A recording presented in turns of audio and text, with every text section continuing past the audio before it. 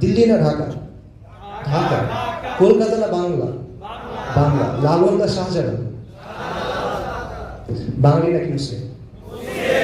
এবং বর্তমানে যে বাঙালি পরিচয়টা আছে, পলিটিক্যাল বাঙালি পরিচয় আছে, এটা আমাদেরকে প্রত্যাখ্যান করতে হবে। কারণ এটা জাস্ট একটা পরিচয় না, এটা একটা বয়ান, এটা একটা রাজনীতি।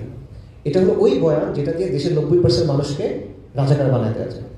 এটা হলো ওই বয়ান যেটা দিয়ে নবী সাল্লাল্লাহু আলাইহি ওয়াসাল্লামের অবমাননাকারীদের বিরুদ্ধে শান্তিপূর্ণ প্রতিবাদ করতে আসছে, তাদের উপর ম্যাসাকার চালানো যায়, সকালবেলা তাদেরকে বলা যায় তাণ্ডবকারী। এটা হলো ওই বয়ান যেটা দিয়ে নির্বিচারে আন্দোলনের সময় সহিংসতা করা যায়। এটা ওই বয়ান যেটা দিয়ে আবরার ফাহাদকে পিটায় মেরে ফেলা যায়। এবং এটা হলো ওই বয়ান যেটার মাধ্যমে মুজিববাদ প্রতিষ্ঠিত হয়। 75 সালের পর আওয়ামী লীগ ফিরে এসে আওয়ামী জাহিলিয়াত 16 বছর আপনার উপর চাপা দিতে পারে। এটা ওই বয়ান। এবং এটা ওই বয়ান যেটার কারণে মোদির বিরুদ্ধে আপনি রাস্তায় নেমে জাস্ট আন্দোলন করছে, আর কিচ্ছু করে নাই। এইটার জন্য মসজিদে ঢুকে মুসল্লিদের পেটানো হয়, দাঁড়িয়ে টেনে ছিঁড়া হয়, আর এমন আমাদের জেলে দেওয়া হয়। সেটা না, তাদের চরিত্র হরণ করা হয়, ধর্ষণের মামলা দেওয়া হয়। এটা বাঙালি বয়ানের অবস্থা, ঠিক আছে? সো এবং এটা আলটিমেটলি ওই বয়ান যেটার মাধ্যমে ভারতীয় সম্প্রসারণবাদী যে এজেন্ডা আছে এটা শক্তিশালী হয়। সো এই বয়ানের ভিতরে এবং এই পরিচয়ের মধ্যে আপনি সবসময় বাইরের লোক, আপনি সবসময় সেকেন্ড ক্লাস সিটিজেন। এটা আপনি চেরি পিকিং করে এখান থেকে একটু নিবো, এখান থেকে একটু নিবো, বা কিছু এখানে রং করবো, এখানে করবো, এইভাবে হবে না। এটা সমাধান করতে পারবেন না। আপনি এগুলোর ইসলামাইজেশন করতে পারবেন না। আপনি ভাবতেছেন যে আপনি 21 ফেব্রুয়ারিতে নাচ গাইবেন, আপনি ভাবতেছেন যে আপনি পহেলা বৈশাখে কাওয়ালি গাইবেন, আপনি ভাবছেন আপনি 16 ডিসেম্বরে নাসিক বানাবেন। লাভ নেই, এটা করে কোনো লাভ নেই। আপনার উদ্দেশ্য যতই শুদ্ধ হোক, আপনি মূলত কি করছেন, তার যে হেজেমনি আছে, তার যে আধিপত্য আছে, তার যে বয়ান আছে, এটাকে শক্তিশালী করতেছেন এবং ওটাকে বৈধতা দিচ্ছেন। আপনি চ্যালেঞ্জ করতে পারতেন, আপনি এটাকে বৈধতা দিচ্ছেন। এখানে শরিয়া আপত্তি তো আছে, শরিয়া আপত্তি অনেক এখানে, বাকি এটা আকলিভাবে এটা ঠিক না। দীর্ঘমেয়াদে এটা ফলাফল খুবই ক্ষতিকর। এবং একটা কাজ আগে বলছি, আবারও বলছি, নেক নিয়তে আপনি ভুল কাজ করেন, এই ক্লাসের সাথে ভুল কাজ করেন, আচ্ছা ভুল, ঠিক আছে না? সো আত্মপরিচয়ের বিকল্প একটা বয়ান যদি আপনি তৈরি করতে চান, এটা আপনার করতে হবে তার নিয়ন্ত্রণ থেকে বাইরে হয়ে, তার জমি থেকে বাইরে এটা করতে হবে, তাকে চ্যালেঞ্জ করে এটা করতে হবে। তার সাথে মানে হ্যান্ডশেক করতে করতে আপনি পারবেন না। এটা দ্বন্দ্ব, এটা আদর্শিক দ্বন্দ্ব, এটা একটা লড়াই এটা। এবং প্রতিপক্ষের আধিপত্যকে যদি আপনি চ্যালেঞ্জ করতে চান, তাহলে এই বাঙালি এবং বাঙালিত্বের যে ধারণা, এটাকে প্রত্যাখ্যান করতে হবে, যদি কিন্তু ছাড়া ফুল অন করতে হবে। তা না হলে আপনি এটার ভিতরে পারবেন না। আপনি যদি খেলেন, আপনি কেন খেলবেন? জিতার জন্য খেলবেন না ড্র করার জন্য খেলবেন, নাকি সম্মানজনক পরাজয়ের জন্য খেলবেন? মানুষ মানে সম্মানজনক পরাজয়ের জন্য খেলবেন কিনা, এটা হলো সম্মানজনক পরাজয়ের জন্য খেলা, ইসলামাইজ করার চেষ্টা করেন। দেখেন, ফিরিঙ্গি আপনার সাথে মাতবরি কখন করবে?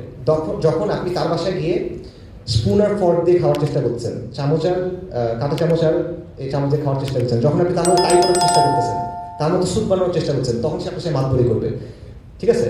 আপনি তার অনুকরণ করার চেষ্টা করতেছেন, তার কাছ থেকে অ্যাপ্রুভাল চাচ্ছেন, জাতীয়ত্ব চাচ্ছেন, তখন সে আপনাকে নাচাইতে পারবে। কারণ প্রতিপক্ষের অনুমোদন চাওয়া মানে প্রতিপক্ষকে শক্তিশালী করা, প্রতিপক্ষের মাপকাঠিকে প্রত্যাখ্যান করা মানে তাকে চ্যালেঞ্জ করা। তার ন্যারেটিভটা, তার ফ্রেমটা আপনি চ্যালেঞ্জ করতে হবে, তখন তার শক্তি আপনি সরাই নিয়েছেন। তখন সে আপনাকে বলার কিছু নেই, এই তুমি লুঙ্গি পরে আসছো কেন, তুমি স্যুট পরে আসছো কেন, এটা আমার পোশাক, সমস্যা নেই, ঠিক আছে? সো এই মাতবরির সুযোগটা তার কাছ থেকে সরাই দিতে হবে। এই বাঙালি সংস্কৃতির জমিদার যারা আছে, এদের কাছ থেকে এই নেশা সরাই নিতে হবে। তাকে অনুমোদন দেওয়ার দরকার নেই, তার কাছে নমনম হওয়ার দরকার নেই, এখান থেকে বের হয়ে আসতে হবে আপনার। এবং এই জন্য যেটা করতে হবে যে মুসলিম পরিচয়টা আঁকড়ায় ধরতে হবে এবং ইসলামটাকে প্রপারলি আঁকড়ায় ধরতে হবে। এটার বাইরে আসলে আলটিমেটলি এই আত্মপরিচয় সংকট সমাধানের কোনো ওয়ে আমি দেখি না। ফাইনাল কথা বলি, সেটা হলো যে দেখেন, বাংলা আমাদের ভাষা, এটা আমাদের মাটি, এই জমিনটা আমাদের, এই জবানটা আমাদের, এটা নিয়ে আমাদের মধ্যে কোনো হীনমন্যতা নাই, এটা নিয়ে আমাদের মধ্যে বিন্দুমাত্র হীনমন্যতা নাই। আমরা এই জমিনের সন্তান, এখানে আমাদের ইতিহাস আছে, এখানে আমাদের নারী লেগে আছে, এখানে আমাদের অতীত বর্তমান ভবিষ্যৎ লেগে আছে।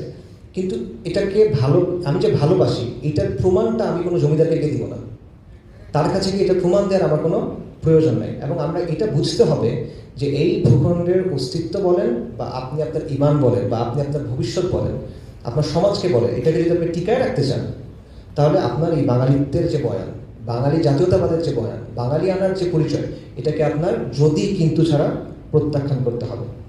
গাজী ইমাদুদ্দিনের উত্তরসূরিরা এখনো পৃথিবীতে আছে, ঠিক আছে?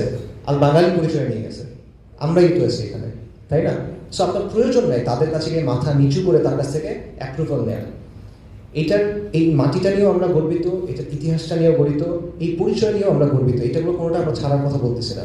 কিন্তু যদি আপনি আমার সামনে এইভাবে জিনিসটা প্রেজেন্ট করেন যে তুমি হয় বাঙালি হবা অথবা তুমি ইসলামের এই জিনিসটা ছাড়বা, আপনি যদি আমার এই বাঙালিকে আপনার সামনে দাঁড় করাতে চান, আমি প্রতিবার কোনটা গ্রহণ করবো? ইসলামকে গ্রহণ করবো।